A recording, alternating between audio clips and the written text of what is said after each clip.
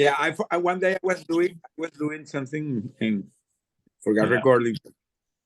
Yeah, no, we're recording, so we'll get. All right, we're just clicking to go live, so but just relax. It's I'm gonna be, right. Okay, we're yeah. It's getting there, it's just loading now. Okay, what you seeing on your side?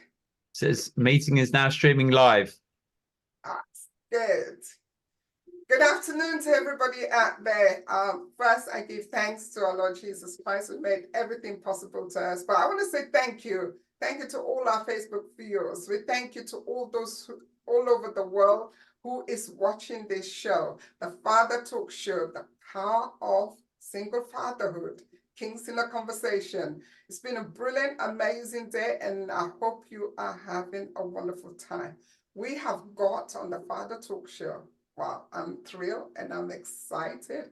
An amazing guest speaker. I'm not going to say yet. We're going to introduce him, and he's going to tell us, he's going to talk about the power of embracing resilience and the power of hope and faith. You know, sometimes we don't talk about that. And I'm not going to take his time. I want him to share his story, his journey, and it's going to be brilliant. But first, let me, my king, my co-host. I just love it when I say that to him. He laughs. So my co-host, my king, Daniel, how's your day been? Take it away. Hey Margaret, hey everyone. Yeah, it's been good. It's been my whole week's been very relaxing. I've been doing a few different things, some coaching and some business as well. So yeah, in general, all good, and always as 100% looking forward to the show and actually meeting and getting to know our guest today, Jose Pereira. Yes. So I'm going to do a quick, brief bio of Jose. Fascinating story. So it's a great honor. I want to introduce Jose Pereira, a man whose story is a profound testament to human spirit. Jose's remarkable journey from the depths of captivity back to freedom spanned an unimaginable 1,775 days, a period during which the virtues of resilience, hope, love, and faith were not just words, but the very tools of his survival. So, Jose, I want everyone, here to welcome you, to welcome to the Father's Talk Show. Please tell us a little bit more about yourself, and tell me how I don't really know where to begin after that introduction. So, tell me a little bit more about yourself. Well, thank you very much for having me. And my story begins. Let me rewind my story back. I live in Houston. I'm Venezuelan born, but dual citizen, American Venezuelan. And I began a long career in the oil and gas. That was during 35 years. And I'm a third generation of oil and gas worker. The people that are not aware, Venezuela back to the 70s or to the 80s was one of the most wealthy countries of Latin America because it has oil. Today, Venezuela is having a lot of things because there's a regime that has more than 2 decades, a communist regime there. But when I began my career in the 80s, I began working with PDVSA, the national oil company, that at that time was the 5th oil company of the world. So it was a big deal working there. And I did my long career there. And 15 years ago, I was transferred to the US, to the US-based company that is Citgo Petroleum. You are in UK, but Citgo is very well known here in the US because it's the 6th largest refinery complex of here in the US that has more than 6,000 gas stations. So it was a big deal working there. And I became the CEO of that company. At the end of my career, I became the CEO of that company. And literally, I was in the pinnacle of my career. And that was in 2017. That was six years ago. And but as I said, I was struggling with a situation. The political situation was not going good in Venezuela, and this company, the owner, is a Venezuelan company. So for me, it was like I was like in a internal debate, And I talked to my wife and said, hey, I'm going to get retired. I already had 35 years. So I flew to Venezuela to talk with my boss and asked him to accept me to get retired. And after back and forward, he accepted to get retired, but he asked me some time to get me my replacement. So he told me that give me 4 months, and I came back. So we were talking around October 2017, and I went to, as I said, my retire mode. I was ready to get retired, and I was preparing to head to Thanksgiving, because now we are in November. And we were preparing to get to Thanksgiving, and I received an unexpected phone call to travel to Caracas to a meeting. And we flew to Caracas at the end of November 20. And the meeting was November 21 that year. And the meeting became to be a settlement, because by that time, the administration that was here in the US, that was the Trump administration, had been imposing sanctions to Venezuela. And these guys took the decision to take us as a ransom. So we were kidnapped. I and my 5 top executives, we were 6 guys, and they began to ask to release us, to get relief in the sanctions. And can you imagine 2 countries fighting, and we were in the middle of that dispute? So we became the political pawns of the situation. Wow. And that situation was so high politics that lasted 5 years. We stayed 5 years in those negotiations. The Trump administration went out of office, came Biden, and Biden was who got our release through a prisoner swap. We came back in October 1st, 2022, 15 months ago, through a prisoner swap of the 2 nephews of the president of Venezuela. So that, long story short, that's my story. That has a lot of things inside, but this is a snapshot of how we became international hostage during 5 years. Wow. Wow, during that journey, share with us, our viewer out there, because there's a lot of struggle going out there. During that journey, when you've been held as a hostage, what happened? How did you feel? How did you cope? What was the setting like? This is very important, because this is exactly what because today I'm a leadership and resilience coach, because I discovered, because the journey was, it was 5 years. 5 years is a long journey. So at the beginning, we, of course, it's something that it blows your mind, because you will never, even in your worst nightmare, you never expect that something like this happened to you. So in my particular case, I was a guy that have a wonderful career. I was ready to get retired. So this situation for me was asking God why he was doing that to me. So I didn't understand the situation. I really didn't understand. And at the beginning, even I thought that was a mistake that was going on there. Because when we were get to the situation, we were caught by the counterintelligence police of that country, and we were put in a solitary confinement in a 3-basement in a military base, and we stayed there 10 months, totally isolated, totally incommunicated, without no clue what was going in the world. By the way, sorry, Jose, when was this? That was in 2017. Right. Okay. November 21, 2017. You can Google it and you will find all over the news, because at the end, here in the US, this case was really very, very on top of the press, and because the press put us a name. They call us the Citgo 6, because we were 6 guys, and we worked for that company. So they put us like a brand. We became the Citgo 6. So every time they were talking about us, they were talking about the Citgo 6, because we became the negotiation between the US and Venezuela was related to us to get us released. So it was something totally absurd, but we got in the middle of the situation. And as I said, the first 10 months, I didn't know what was going on. So I literally lost the sense of time, because I was locked in a place during 10 months. So I realized that happened 10 months because most of the thing that today I say is because I learned it after. When I was there, I didn't know what was going on. So I learned that since day one, our family and the other 5 family went to the U.S. government, and they were working hand by hand with the U.S. government.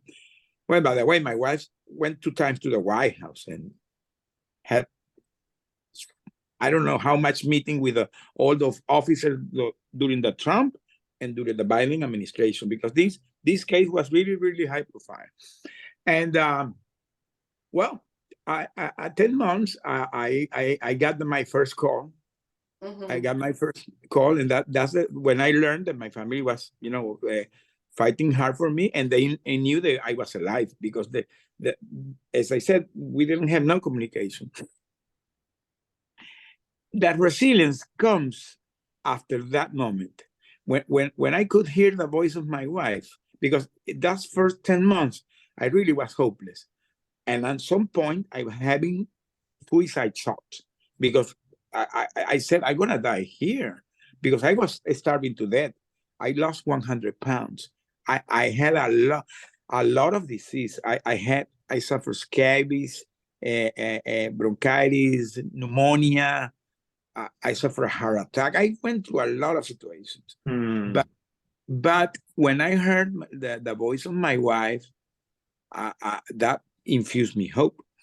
And after like 2 months after that, one day they opened the door again, and it was a UN commission that came to see us, because during those months, I didn't know, but now I know what happened. That tension began to go so hard that the Venezuelan government took out the U.S. ambassador, so it was recalled. Can you imagine when ambassador is recalled? Is because the things are going bad. So there was no direct communication between the two governments. So the U.S. government began to talk with the UN, and the UN who was leading the negotiations. So the UN flew to Caracas, and they saw us. They saw that we were really in bad shape. That was the first time that I heard about the other 5 guys, because I didn't know where they were. We were totally separated. We were separated. I thought we were together. separated. I didn't know even if they were alive. Because, so that was the first time that I heard that they already had talked with the other guys. So after some negotiations, they authorized us first to put us together, and second to begin to provide food and medicine by our families, because the situation in Venezuela that year, now we're in 2018, was going really bad, because the sanctions were really affecting the economy. So there was a lack of food, lack of medicine. There was a national blackout. So it was a very terrible situation where we were in the middle of that. So, but we were put together. When we were put together, was another infuse of hope, because now we saw ourselves, and we created like a bond, and we were 6 executives, all of us with 30 plus years career, and we did like a board. We sit at 6, and we said, okay, let's create a survivor plan, and we created a survivor plan that today, by the way, I converted in my coaching program. So what plan did you get? Sorry, what was the survival plan that you wrote? Can you give us a couple of things from it? Let me explain how we did it, because this is something that, by the way, I'm going to narrate this very extensively in my book, okay? We created a plan, a methodology, how to do things during the day to be busy all the day. So the first what we did was eating the breakfast. It looks simple, but we were 6. Picture this: we were living in a closet, because we were in a place that had 100 square feet. It was a closet, because it was locked without no windows. Okay, so we were literally living in a closet, 3 bunk bed. So very tiny place. So we were confined. So we decided, we had a small chair and a small table.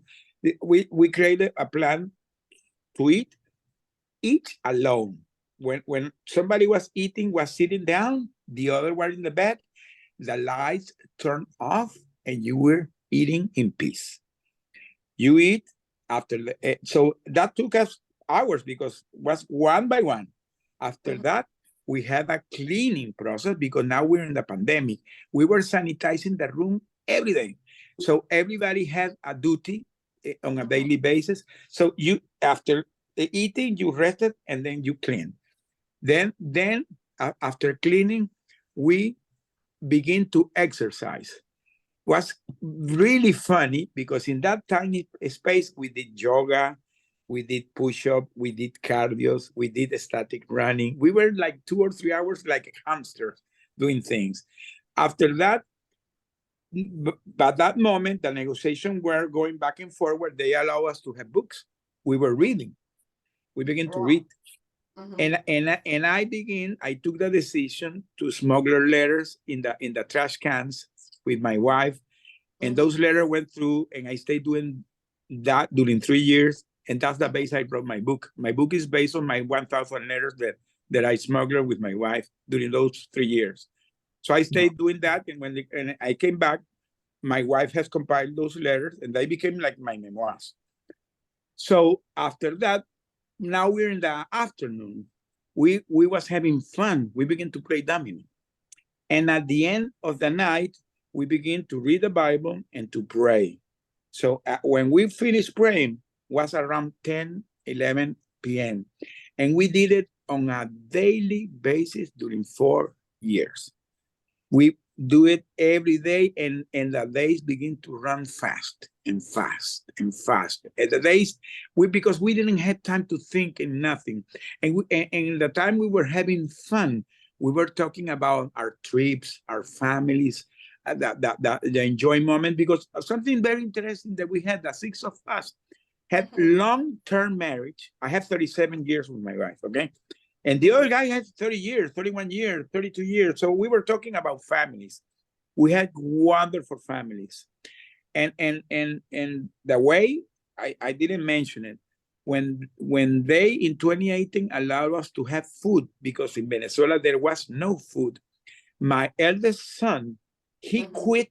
He flew and moved to Colombia, to Bogota, because Colombia is in the border of Venezuela. And he stayed 4 years providing me food. He stayed 4 years taking care of me. My son. Wow. My son did How it old during was your 4 son years. then? 4 years. Huh? How old was your son? How old was he? John today has 37. He had by that time 31. And he has 2 kids. My 2 grandsons, they came back to the U.S. in January because I was released in October. So he had to arrange, the apartment, the thing, and he came back in January. He's back here in the U.S. and my grandson now I enjoy them here in the U.S. again. So yeah, but my son stayed doing that during 4 years because as I said, the case became so politics that the U.S. government asked each family to assign some family as a focal point. So my family decided John will be the focal point for all the negotiation. That even this story I can tell you, blow my mind when I knew all what they did, because for example, the U.S. ambassador, when he was recalled, the U.S. sent the Venezuelan government to Colombia. So he was in Colombia. So my son was meeting with the U.S. government in person. They met a lot. So because the negotiation, as I said, we're in the top. And so when I came back, I got connected to the today what is the hostage community. By the way, there are 2 famous hostages in the UK. There is Nazanin Zaghari Ratcliffe and Anushia Shorty. That I know both. I know both because in September, Anushi was in a meeting here in New York with me, and Richard Ratcliffe was too. So I know these 2 guys because now we are a big community of hostages all over the world. That we are like a family today. Yeah. So is that to help other people that been held hostage? So yeah, we are a community because our family during our situation at some point, because as I said, the negotiation were taking care of the U.S. government, but our case was not unique because here in the U.S., unfortunately, there are several cases in other countries. There are people in Russia, in Iran, Afghanistan, Myanmar, Syria, whatever, Cuba. And when my family began to travel to Washington for those meetings, at some point they met the other families of other people in other countries. So they decided to do a common cause, and they created a campaign called the Bring Our Family Home campaign. So now my family was founder of one of the family founders of the Bring Our Family Home campaign that has become here in the US. The Bring Our Family Home campaign today is recognized by the US government as a valid institution that represents hosted family. And now it has becoming big, because there is a very famous case in the US that is the case of Brittany Griner. She was a basketball player that was kept in Russia. She became part of the family, and she's kind of the image of the family, the campaign today. So this has become like a movement, and now there is a foundation called Hosted Aid Worldwide that they take care of the hosted all over the world. I'm connected today with them, and that's why I have been meeting hosted of other countries, hosted from UK, from Australia, from Philippines, from Belgium, France, all over the world.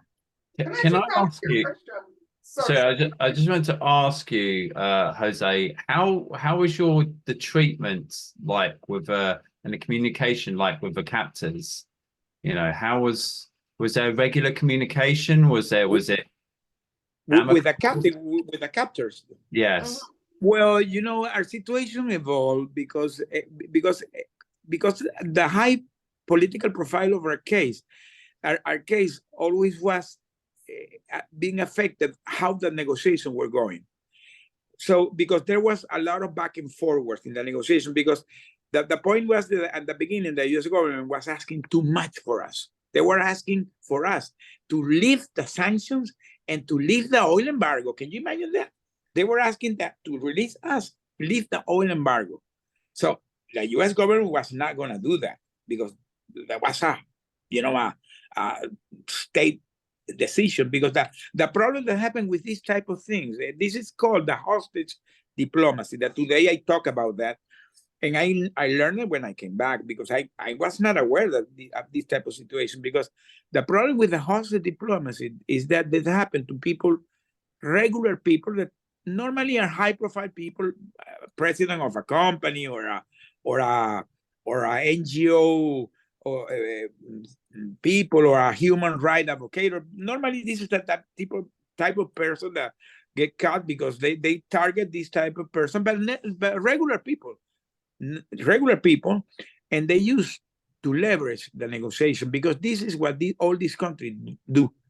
So it becomes really hard, because to take the decision to release, they had to do something. And that's something that parties, for example, here in the US, the Republicans and Democrats, to put together to take the decision. For example, we were swapped with two nephews that were here in a jail, convicted by drug trafficking. So the president gave to them a presidential pardon to release them. So that's something that gets a lot of scrutiny. So it's really hard. There was a group that was released recently from Iran, 5 guys that I know them too. And to release them, they had to unfreeze some funds that the Iranians had in a bank in South Korea. So there's a lot of scrutiny behind that. I know the case of Nazanin in UK. There was a lot of debate under that case. So these cases really become difficult to handle.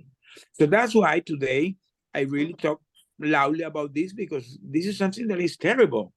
It's terrible for family. It's unimaginable, all the suffering of the family, the kids. And some families get totally devastated with this situation.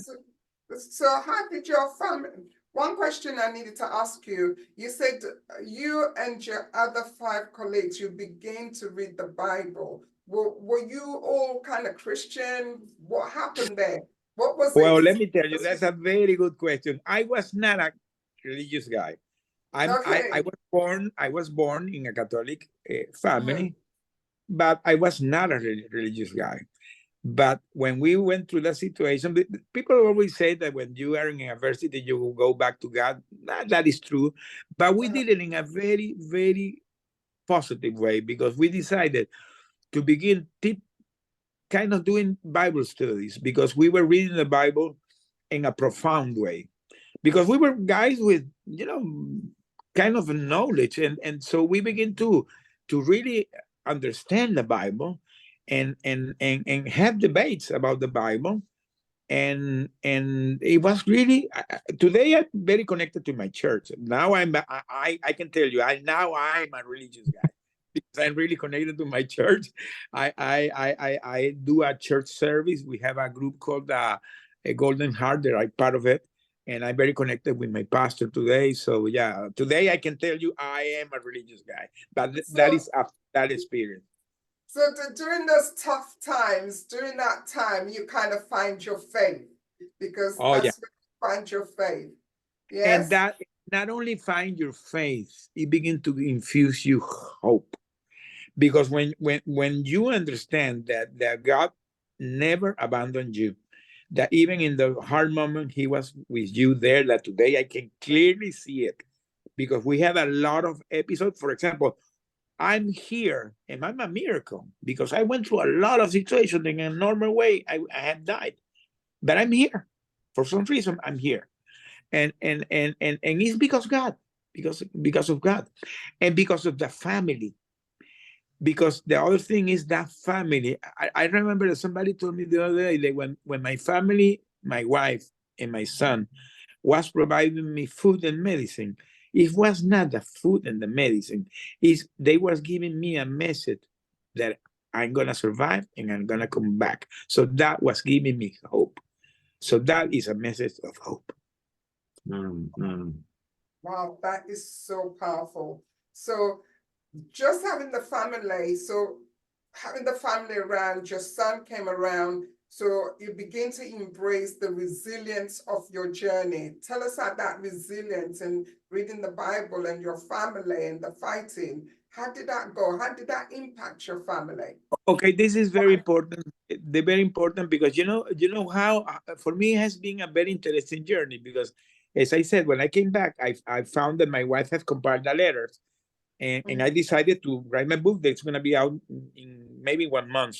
Okay, it's in the publishing process, and I had to go back and sit down with her to because my letter were handwritten, handwriting, difficult to read. So, but she understood my letter and said she has transcribed it in Word. So we sit down and begin to frame it, to put it as a book. And when I was reading those letters, I clearly saw how my process was going. So my first letter was really hopeless, and at the end, in that way the letters were evolving, my hope was more and more and more. And at the end, I literally was coaching her, because I was so sure that, yes, I was so sure that I was gonna come back. I was so convinced that even I did something kind of funny. I brought a small luggage and I put it in a corner, and I put some clothes, and I said it's gonna be there when I go back. And I came back with that luggage. I had that luggage.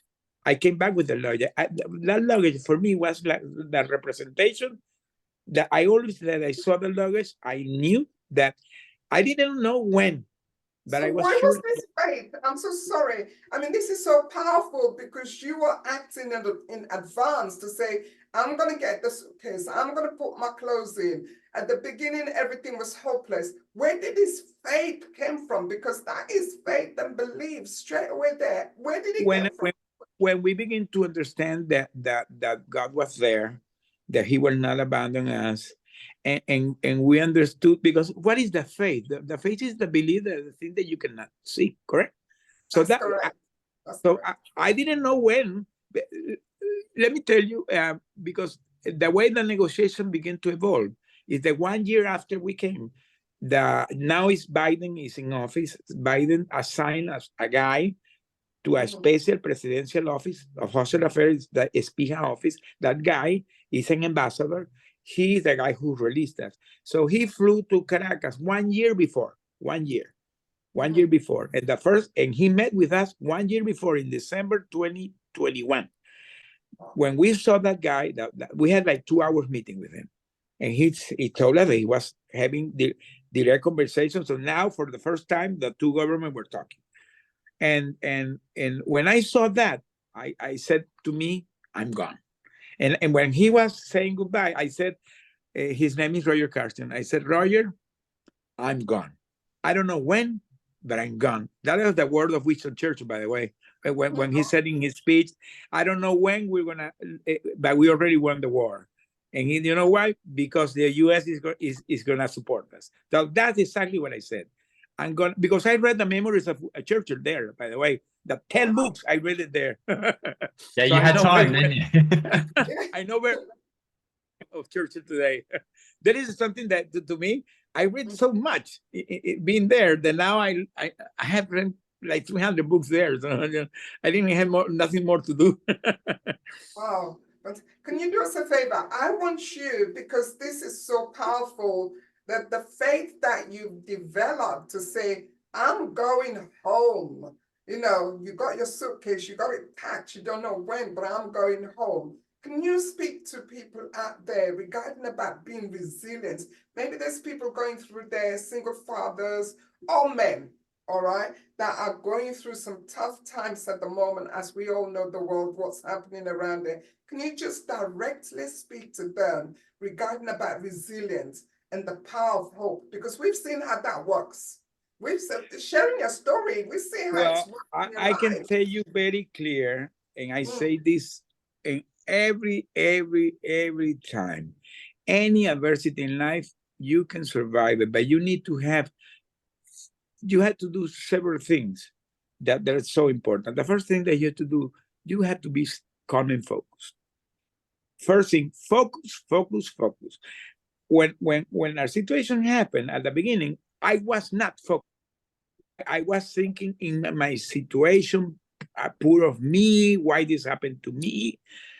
But when I decided to shift my mindset and say, Jose, because I began to be aware that what was going on, that was really a severe situation, because we understood that we were caught in the middle of that. So you're not going to solve this.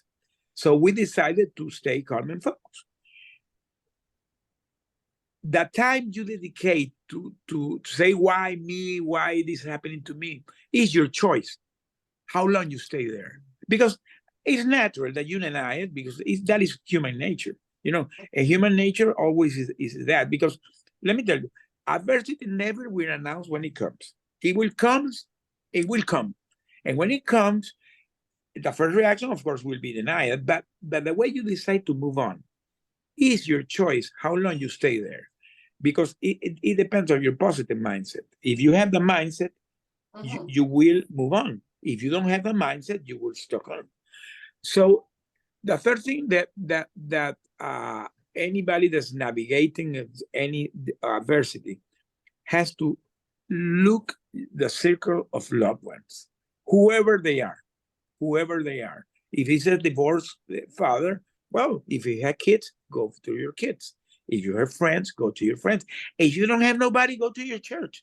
You know, but look, the circle of support. Never do this alone. In our case, when we discovered that our family was fighting hard for us, and that our friends were alive and we were put it together, we created like a bond. Let me tell you, we were always taking care that nobody get down. If somebody went down, immediately the other 5 guys came to support them. So we created the circle of support. And this is what you have to do in life. That is what you have to do in life. Take care of your physical and mental health. Even we were in that place, we were doing yoga, we were doing meditation, we were doing exercises, we were having fun, we were playing domino. And go back to your spirituality, because this is so key. Look your spirituality. For us, reading the Bible and praying, I slept in peace. When I went to the bed, I was in peace. I Can was I in peace. can I ask, in a situation like that, you know, you're literally what, six of you together. What kind of sort of relationships develop between the guys, and what kind of do you discover about each other? Like, because I can imagine in those kind of scenarios, there's openness, transparency. You know, the guys, you're getting emotional. All of that is coming to the surface. So there must have been, like, as well as this is a really traumatic situation, there must have been opportunities to share your life, to experience your pains, and opportunities for healing. So to tell me a bit more about that. I can tell you that today the sisters have know we're open books. We know our life, everything, everything. And December, in December 22, we got the surprise that the mayor of Houston called to his office, and we were proclaimed by the city, and he proclaimed the single 6 day in December 19. So I have official day today here in Houston, and we saw us there with our families, and we were kind of wow, we have our own day now. I was joking with my son, saying I can become now a Batman, because Batman had the key of the city, so Bruce Wayne, Oh, that's yeah, fun. but we developed this bond. I cannot say sometimes we had sometimes serious argument, but always we were talking about it. We never let the situation evolve.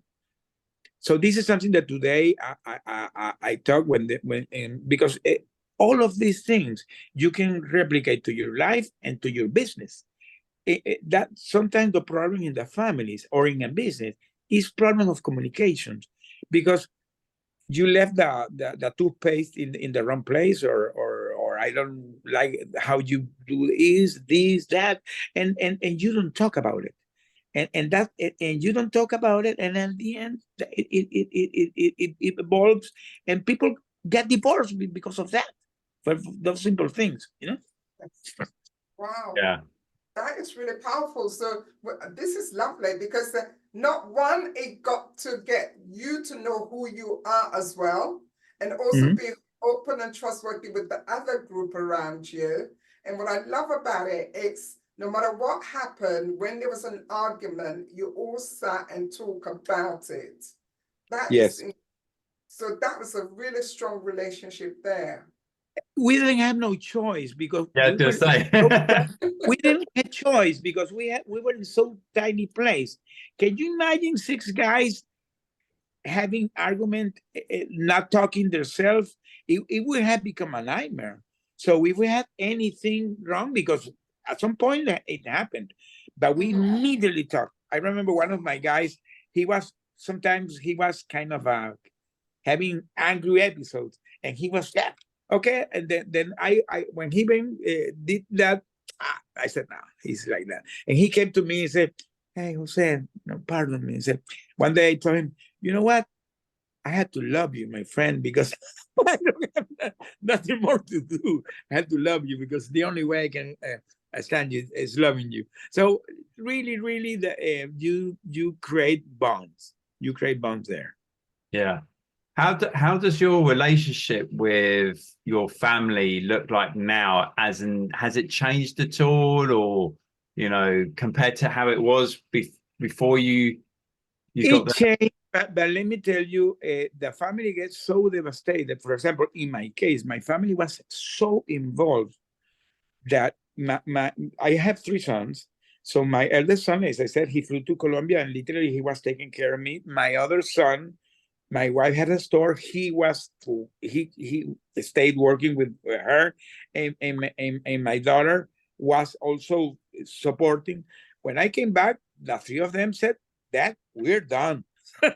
So because they had put their life in pause. So now, of course, we met, but they decided to move on in their life. So now everybody begin to rebuild their lives, because they had put their life in pause. This situation becomes so terrible for the families. And let me tell you, not only me, because now that I know the other family, the situation, we have talked about this. they put their life in pause because they told me that, for example, they were invited to a party, they didn't go. A movie, a dinner. There's no more anniversaries. There no more birthday. Everything is gone because they are not in a physical jail, but they becoming a emotional jail. So Yeah. it's terrible, family. It really terrible. So I can imagine that when the whole family comes together, what's the conversation like? Like if you have a Well, family gathering. today we don't talk too much about this. Because as I said, they really decided to move on. I am more talking with my wife because one of the things, there are wonderful foundations that support the hosted here in the US. There is an organization called Hosted US that they give you physical and mental support. And I have a therapist every Thursday since I arrived, and she has become friend. By the way, we are like family today. But it's great because I had rediscovered many events that I went through in that moment or in my previous life that helped me survive this situation. So now I talk that with my wife because my wife is a super resilient. Because really what she did was something remarkable. She literally was taking care of me during all this time. Wow. So now, what are you going to be doing? What's your plans? What's your steps? I know you're doing a lot of speaking, a lot of coaching. I've been watching your videos. Incredibly, very powerful, your story, you know. So I've been watching that. So what's on the horizon for you now? Well, as I said, I became a leadership and resilience coach because I did this long career in the oil and gas, and I did several leadership positions. So I had that skill. So what I did is I combined that with my survivor skills, and I created my coaching program, which is called Life Pills for a Survivor Guide. That is what I coach. And I am doing speaking too. And this year, the situation is becoming more and more and more. And as I said, I wrote my book, and when I take my book out, maybe in 1 month, 2 months, I'm gonna begin a book tour. So this is like kind of a new path in my life. And I'm having some conversation with some movie producer that is beginning to maybe I'm in the early stage of those conversations too. Oh, Mm-hmm. wow, that is fantastic. Yeah. What kind of advice would you give, sort of life advice to let's say young men or fathers, or that do you think they could really benefit from, or something in a way change their perspective? Because people sometimes, when they're having any adversity, the adversity can be anything, any adversity, because your topic is about a marriage, and this is something that today is really serious. How people get divorced for stupid reasons sometimes. When you see why people get divorced, wow, you say, why this guy will get divorced? I have a situation that I decided not to talk when I see some friend that I have time that I don't see. I never ask for a wife because mostly they say we are divorced. We are divorced. So I tell my wife, well, we're like Martian because we had 37 years. Okay, so anything in your life, think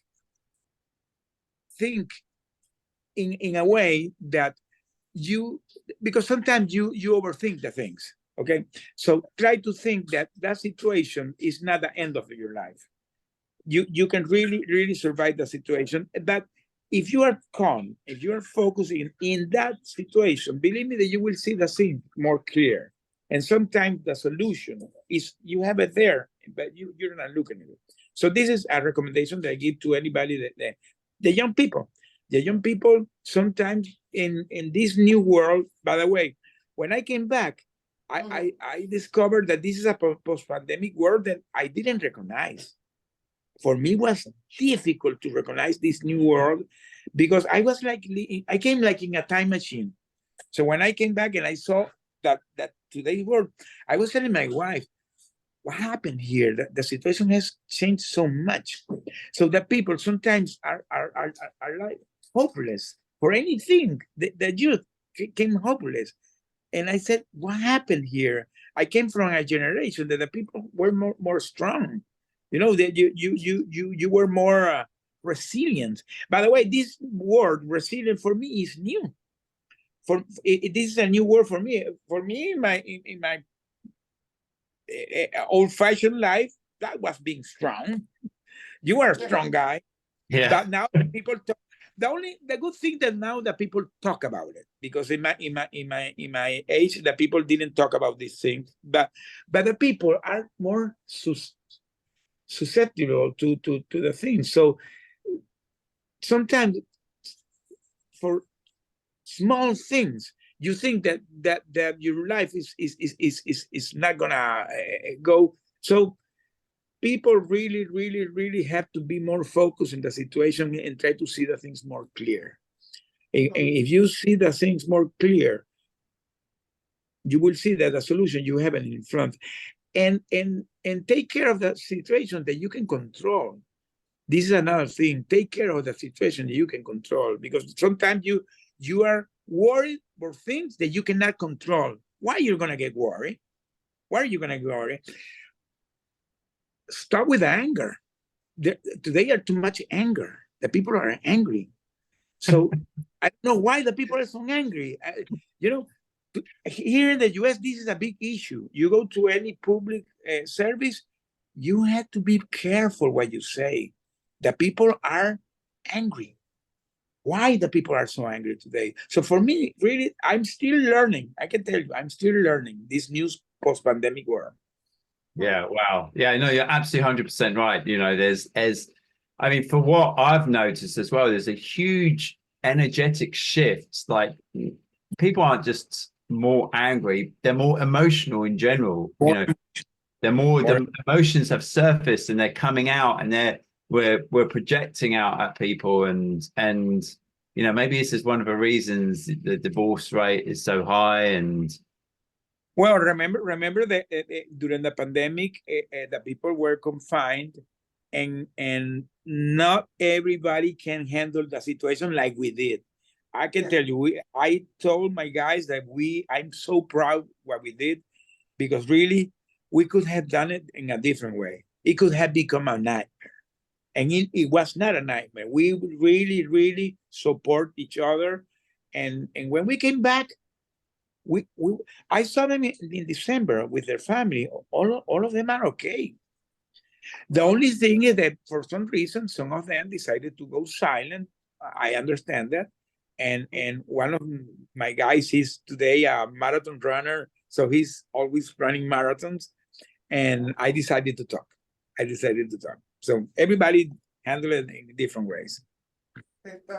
beautiful. Thank you so much to come and share with us. If people out there want to contact you, want to work with you, how could they reach out to you? Yeah, I have my webpage. It's very easy, joseconnect.com. I'm very active also in LinkedIn. I'm very active in LinkedIn. I do audio rooms. I have the master classes. They can contact me in my webpage or in LinkedIn. There is my calendar. The people can contact me. I'm attending calls all the day long, and we can talk, because the good thing that today you can do things remotely. You can do it by Zoom. So yeah, they can contact me, and even for events, virtual events. I have been invited. By the way, I have done some good events in the UK with people in the UK. So I have some friends today there. So you're going to come and visit the UK? You know, virtually.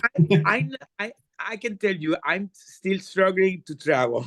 I was invited to the Canadian government to do a speech there, and I have been struggling. I'm doing here in the US, so I'm maybe in the future, but today I prefer to do it virtual. I have an invitation to go to the UK, but I attend is virtual, because I have one of my a former hostel that is friend of me, he received a proclamation there in the UK, and he was in the airport. He has some issues, so he had like a 6-hour problem in the airport, because when you go through this situation, Wow.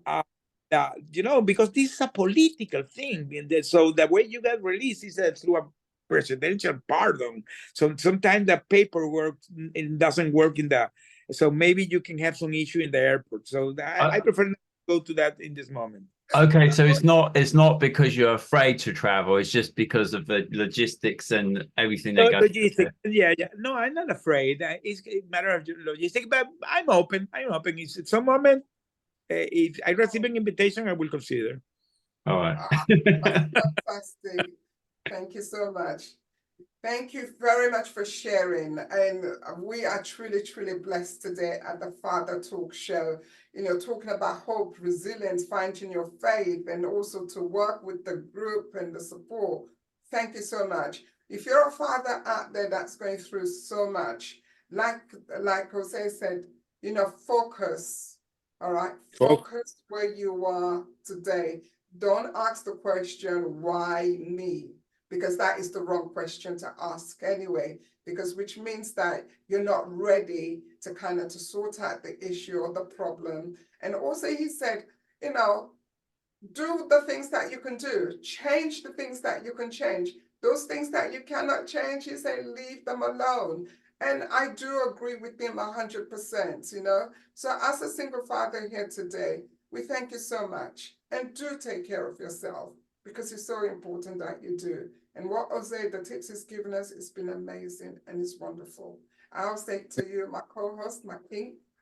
Yeah, Jose, absolutely loved listening to your story and your journey and how you went from a place of hopelessness to hope and faith, and then eventually you actually knew you were going to get released, and you knew it. And for me, that's amazing. And I think if you can, you know, what people can take from that story is there is always that way, the way out.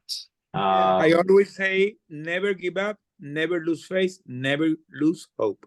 Yeah, and for the fathers that perhaps don't have access to the children, say the same thing. You know, if you're prevented from seeing your children, again, never lose hope, because in my experience and from having talked to so many different people, you know, there's always a way to heal, to get that, to reconnect, to communicate. That's the most important thing. So thank you so much, Jose. Margaret. Yeah, thank you so much. We appreciate you, and amazing to all our viewers. Thank you so much for supporting us throughout, you know, sharing and making comments. We truly appreciate you. We love you a lot. To all our viewers, thank you. Thank you. You know, we really appreciate you. Jose, we appreciate you. We thank you. I have to leave because I have another meeting. Okay, thank you. Bye. Okay, thank you very much. Bye-bye. Bye-bye. Thank you. Oh, he's gone now. Wow. Let me just